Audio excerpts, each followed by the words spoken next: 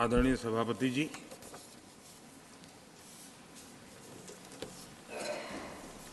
हर 2 वर्ष के बाद इस सदन में इस प्रकार का प्रसंग आता है, लेकिन ये सदन निरंतरता का प्रतीक है। लोकसभा 5 साल के बाद नए रंग रूप के साथ सज जाती है। ये सदन हर 2 वर्ष के बाद एक नई प्राण शक्ति प्राप्त करता है, एक नई ऊर्जा प्राप्त करता है, एक नए उमंग और उत्साह का वातावरण भर देता है। और इसलिए हर 2 साल में जो होने वाली विदाई है, वो विदाई एक प्रकार से विदाई नहीं होती है। वो ऐसी स्मृतियों को यहाँ छोड़ करके जाते हैं, जो स्मृतियां आने वाली जो नई बैच होती है, उनके लिए ये अनमोल विरासत होती है। जिस विरासत को वो यहाँ अपने कार्यकाल के दरमियान और अधिक मूल्यवान बनाने का प्रयास करते हैं। जो आदरणीय सांसदगण अपने, कुछ लोग जा रहे हैं, हो सकता है कुछ लोग आने के लिए जा रहे हो और कुछ लोग जाने के लिए जा रहे हो। मैं विशेष रूप से माननीय डॉक्टर मनमोहन सिंह जी का स्मरण करना चाहूंगा। 6 बार इस सदन में वो अपने मूल्यवान विचारों से और नेता के रूप में भी और प्रतिपक्ष में भी नेता के रूप में उनका बहुत बड़ा योगदान रहा है। वैचारिक मतभेद, कभी बहस में छिटाकशी, वो तो बहुत अल्पकालीन होता है, लेकिन इतने लंबे अरसे तक जिस प्रकार से उन्होंने इस सदन का मार्गदर्शन किया है, देश का मार्गदर्शन किया है,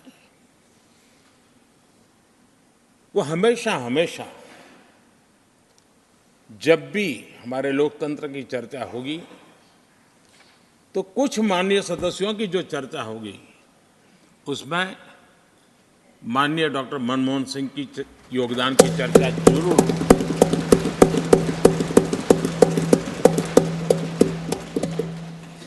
और मैं सभी सांसदों से, चाहे इस सदन में हो या उस सदन में हो,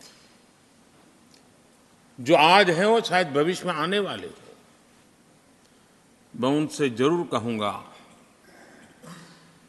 कि ये जो माननीय सांसद होते हैं, किसी भी दल के क्यों न हो, लेकिन जिस प्रकार से उन्होंने अपने जीवन को कंडक्ट किया होता है, जिस प्रकार की प्रतिभा के दर्शन उन्होंने अपने कार्यकाल में कराए होते हैं, उसका हमने एक गाइडिंग लाइट के रूप में सीखने के लिए प्रयास करना चाहिए। मुझे याद है उस सदन के अंदर लास्ट कुछ दिनों में एक वोटिंग का अवसर था, विषय तो मैं छूट गया मेरा, लेकिन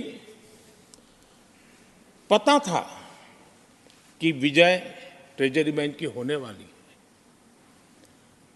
अंतर भी बहुत था, लेकिन doctor Manmohan Singh ji wheel chair में आए, वोट किया एक सांसद अपने दायित्व के लिए कितना सजग है, उसका वो उदाहरण है। वो प्रेरक उदाहरण था। इतना ही नहीं, मैं देख रहा था कभी कमेटी के चुनाव हुए, कमेटी मेंबर्स के, वो व्हीलचेयर में वोट देने आए। सवाल ये नहीं है कि वो किसको ताकत देने के लिए आए थे। मैं मानता हूं वो लोकतंत्र को ताकत देने आए थे।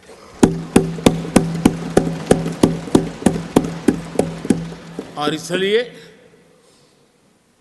आज विशेष रूप से मैं उनके दीर्घायु के लिए हम सब की तरफ से प्रार्थना करता हूं। वे निरंतर हमारा मार्गदर्शन करते रहें, हमें प्रेरणा देते रहे। आदरणीय सभापति जी, जो हमारे साथी नए दायित्व की ओर आगे बढ़ रहे हैं, इस सीमित विस्तार से एक बड़े विस्तार की तरफ जा रहे हैं, राज्यसभा से निकल करके जनसभा में जा रहे हैं, तो मैं मानता हूं उनका साथ, यहां का अनुभव, इतने बड़े मंच पर जा रहे हैं, तब देश के लिए एक बहुत बड़ी पूंजी बन करके निकलेगा।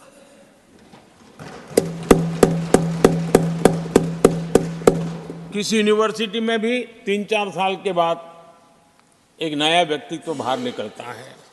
ये तो 6 साल की विविधताओं से भरी हुई है, अनुभव से घड़ी हुई एक ऐसी यूनिवर्सिटी है जहां 6 साल रहने के बाद कोई भी व्यक्ति ऐसा निखर करके निकलता है, ऐसा तेजस्वी बन करके जाता है, वो जहां भी रहता है, जिस भूमिका से रहता है, वो अवश्य हमारे कार्य को अधिक ताकतवर बनाएगा, राष्ट्र के काम को गति देने का सामर्थ्य देगा।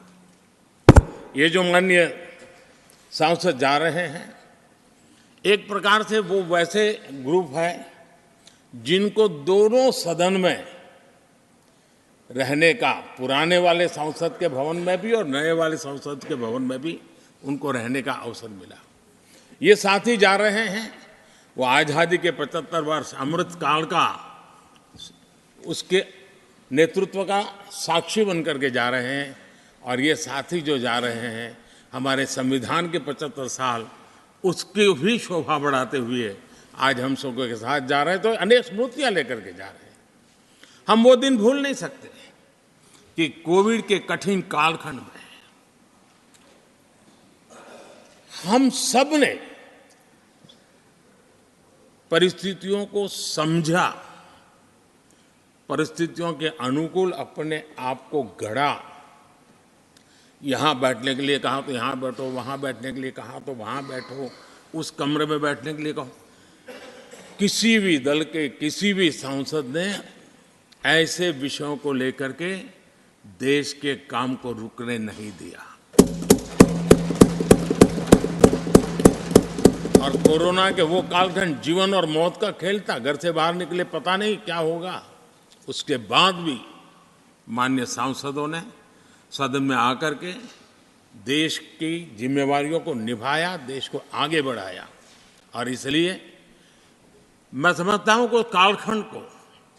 उस कालखंड ने हमें बहुत कुछ सिखाया है। संकटों के बीच भी भारत की संसद में बैठे हुए व्यक्ति कितने बड़े दायित्व को निभाने के लिए कितना बड़ा रिस्क भी लेते हैं और कितनी कठिनाइयों के बीच में काम भी करते हैं, इसका अनुभव भी हमें हुआ। सदन में खट्टे मीठे अनुभव भी रहे। हमारा कुछ दुखद घटनाएं भी रही। कोविड के कारण हमारे कुछ साथी हमें छोड़ के चले गए, आज वो हमारे बीच नहीं है। वो भी सदन के इसी कालखंड के कुछ प्रतिभाएं थी जो हमारे बीच से चली गई।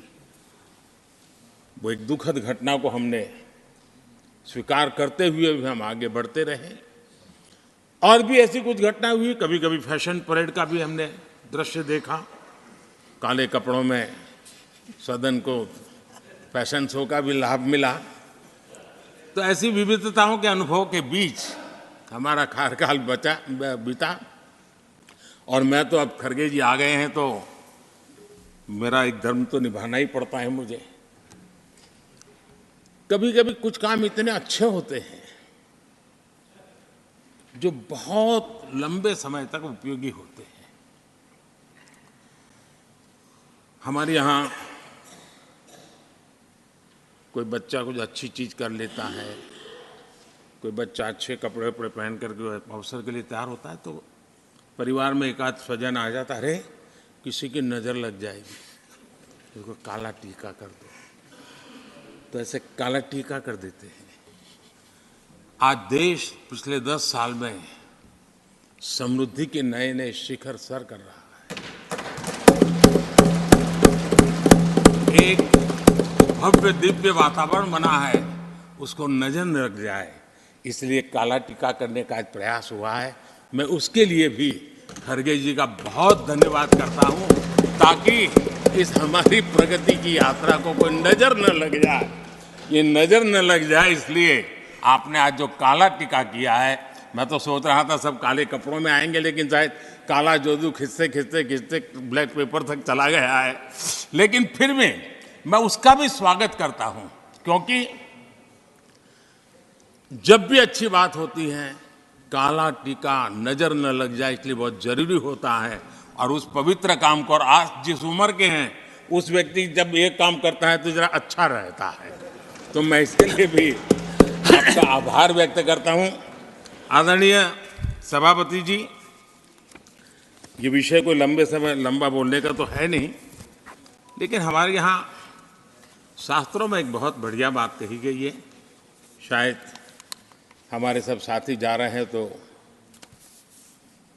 जो कमी भी हमें महसूस होगी उनकी, क्योंकि उनके विचारों का लाभ जो आ जाएंगे वापस वो तो और तेज तर्रार होकर के आएंगे। जिसको हमला करना है वो भी मज़ेदार हमले करेंगे, और जिसको रक्षा कवच बनाना है वो भी बढ़िया बनाएंगे। वो अपना काम चलता रहेगा। हमारे यहाँ शास्त्रों में कहा गया है, गुणा गुणज्ञेषु गुणा भवन्ति, गुणा गुणज्ञेषु गुणा भवन्ति, ते निर्गुणम प्राप्य भवन्ति दोषाः, ते निर्गुणम प्राप्य भवन्ति दोषाः। आस्वाद्य तोया प्रवहन्ति नद्यः, समुद्र मासाद्वय भवन्तय पेया। उसका मतलब है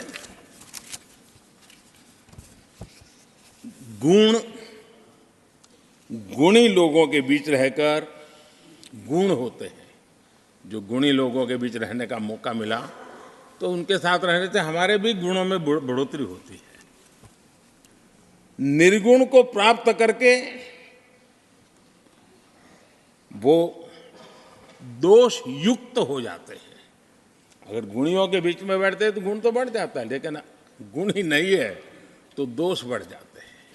और आगे कहा है, नदियों का जल तभी तक पीने योग्य होता है जब वो बहता रहता है। सदन में भी हर 2 साल के बाद नया प्रवाह आता है, और जब तक बहता रहता है, लेकिन नदी कितनी ही मीठी क्यों ना हो, पानी कितना ही स्वादिष्ट क्यों ना हो, लेकिन जैसे ही समुद्र से मिल जाती हैं वो किसी काम की रहती नहीं है। उसमें दोष आ जाते हैं, दोष युक्त हो जाते हैं। और इसलिए समुद्र को प्राप्त करने के बाद पीने योग्य नहीं रहता। मैं समझता हूँ ये संदेश हर एक के जीवन में प्रेरक रहेगा। इसी भावना के साथ जो साथी समाज जीवन के एक बहुत बड़े फलक पर जा रहे हैं, इस जीवंत यूनिवर्सिटी से अनुभव प्राप्त करके जा रहे हैं, उनका मार्गदर्शन, उनका कर्तृत्व राष्ट्र के काम आएगा, नई पीढ़ी को प्रेरणा देता रहेगा। मैं सभी साथियों को हृदय से अनेक अनेक शुभकामनाएं देता हूं। बहुत बहुत धन्यवाद।